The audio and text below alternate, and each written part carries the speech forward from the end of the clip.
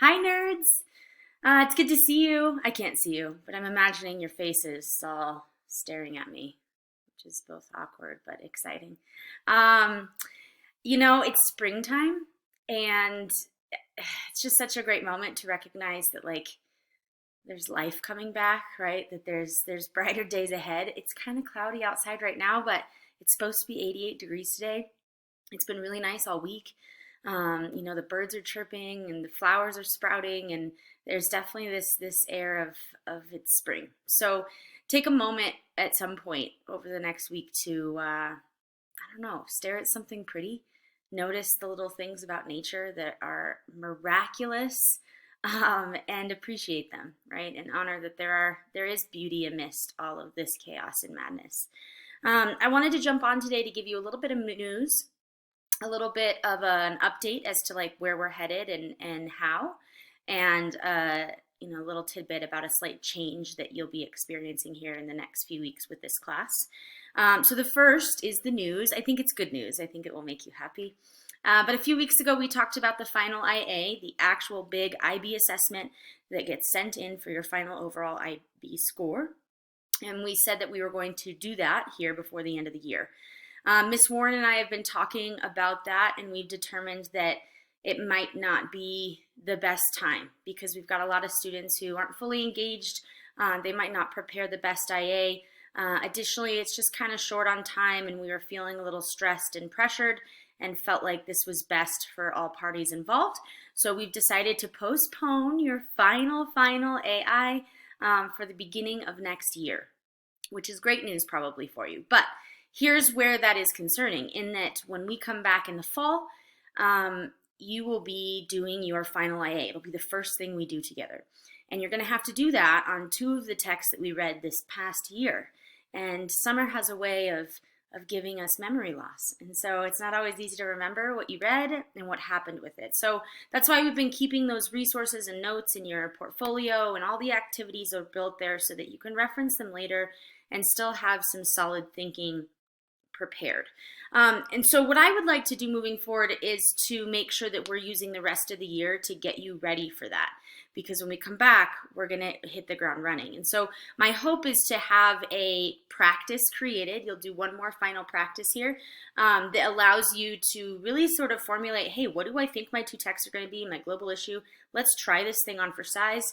And then when you come back in the fall, you reevaluate that particular IA practice and determine, hey, do I still want to do this or not? And if I do, how do I polish it? How do I make it stronger? How do I make it something that's going to give me a passing score on this IA so that eventually down the road, I can get my IB credit? So what that's going to look like in August, realistically, is probably still a virtual setting. We will be back in school in the fall, but it will probably be a sort of blended learning situation, which means that sometimes you'll be in school and sometimes you'll be doing the learning at home. And we have no idea what that's going to look like. But in order to make sure we're keeping our community safe, we're going to have a modified sort of learning schedule for you guys. So realistically, your AI is still going to happen on Zoom with me online. But it will just be happening a little bit later. So moving ahead, in order to prepare you for this IA you're going to do in the fall, is number one, we're going to do another practice. And this practice is going to be your practice that is like practicing the final big thing. Looking at the prompt, answering it fully, using two texts, really zooming in on your particular global issue and trying to hit all the parts of that rubric. So today you're going to get assigned that practice IA. You'll have until Wednesday to complete that guy and submit it. And then next week, at the end of the week, your homework will be to do a peer evaluation of somebody else in class of their IA. So keep that in mind. The IA you create over the next few days will be heard by one other student in class and evaluated by them, in addition to me listening to it as well. So try to make this one really strong. Do this. This is the last big assignment we're going to have this year. And so I really want it to be your best foot forward, your best work, because hopefully you just polish it, build it up a little bit, and it becomes your final IA in August, and that chunk of the work, that big chunk of the work, is basically already done for you. After the peer evaluation, the following week, we'll move into just doing some reflections of our learning throughout the year. This will be a creative assignment, so It'll be not so analytical and like intense. It'll be more about like, what do you see and how are you going to represent that? And then last but not least, on the final week of school, we'll have a Zoom discussion where we discuss just generally our knowledge and understanding of all the text, and then, our reflections of that learning. So ultimately, you have 4 more assignments to complete in the next 3.5 weeks, one of which is going to be pretty major, the rest of which will be pretty chill and fairly easy to approach. Wednesday the 20th is the last day that I will accept any work. So if you're behind on any of the assignments for since we've gone virtual, please keep working on them. Get them turned in. Don't feel bad about yourself. Just say to yourself, hey, I'm going to start over today, and I'm going to pick one thing I know that I'm supposed to do for Miss Kelly, and I'm going to get it done, right? Take it one small step at a time, but please, please, please, guys, don't give up on yourselves. And if you're somebody who already maybe has and hasn't been engaged in this online learning thing, make this week the week that you try to do it, okay? And you try to jump in and make this happen. Don't give up on yourselves. I haven't given up on you, and I'm still here for questions, concerns, help, whatever you might need. So please reach out. The last point of change here is that as a district, we have Empower as a learning management tool. And it's pretty cool that as a district we have that. A lot of other districts don't have anything like that. And as we've gone into more of a virtual place, it's been really necessary that we make sure that all of our work and content is housed on one platform, so that there's one place that I go, that you go, your parents can go to see your progress, and that all of that is there and sort of keeping a running timeline and track of your progression. So with that said, as a district, it is now being made required that I have to put assignments on Empower.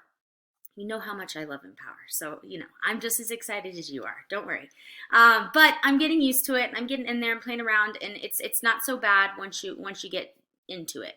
But from now on, I will keep posting videos like this to Google Classroom or resources or Zoom codes.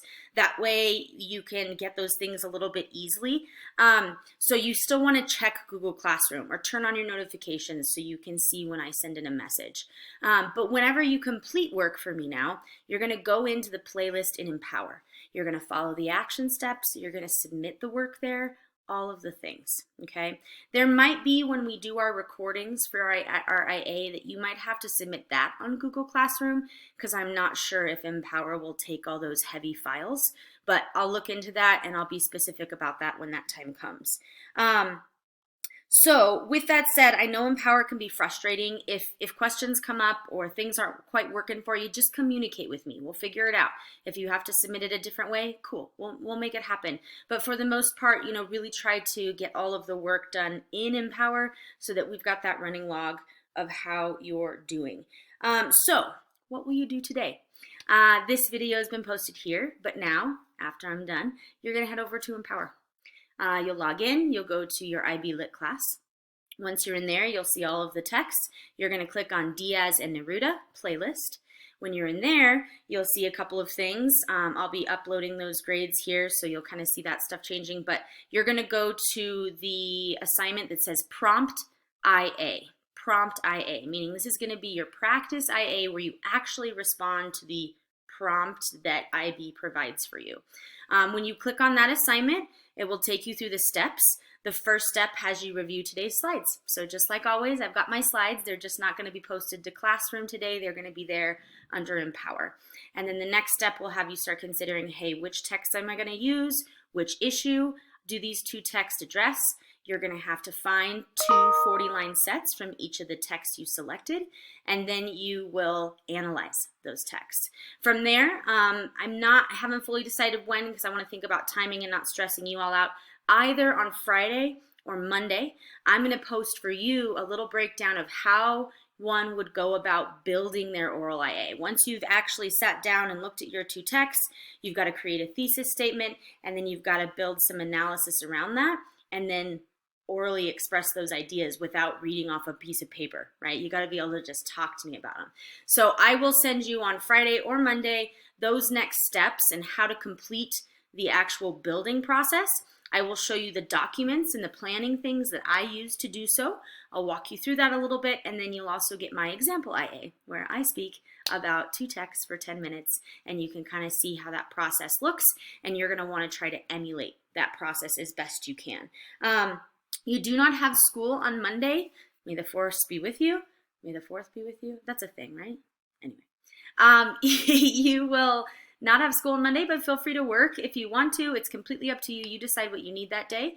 But your next recorded practice IA, and you're shooting for a 10-minute IA this time, not 5.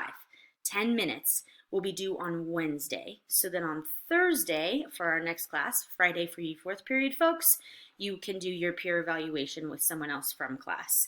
As a reminder, in terms of doing this oral work, I will give you that breakdown, but you'll want to record it either visually, that's totally fine, or if you just want to do a voice recording, that's good too. But there'll be some specifics about things we need to not be doing in the last ones that I saw, and I'll break that down for you a little bit more in the coming days. So, step 1, head to Empower, follow the steps. At the end of all those steps, it has you complete a Google form so that I can see where you're at and what you might need from me, and we will go from there. If you have any questions or concerns, as always, email me. If you just want to talk or say, hey, email me. I would love that. I'm really missing human connection right now. And I hope you all are hanging in there and doing okay. I'm thinking about you so often and missing you terribly. And we'll see each other again soon. Take care.